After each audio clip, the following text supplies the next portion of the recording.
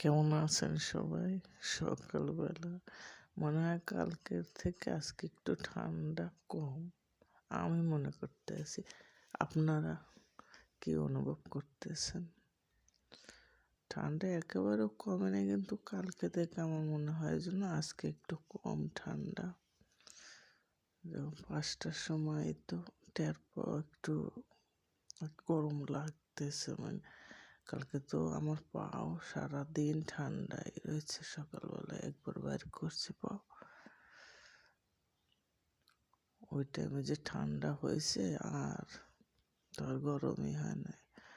তারপর আমরা যারা মহিলারা আছে তারা তো আর একেবারে বসে থাকতে পারি না, বাচ্চা কাচ্চা থাকে, তাদের জন্য কিছু হলেও করতে হয়। বিছানায় তো আর বসে থাকা যায় না,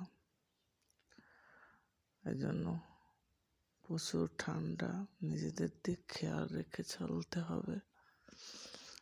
কালকে থেকে আজকে একটু কম হলেও যারা বাইর হন,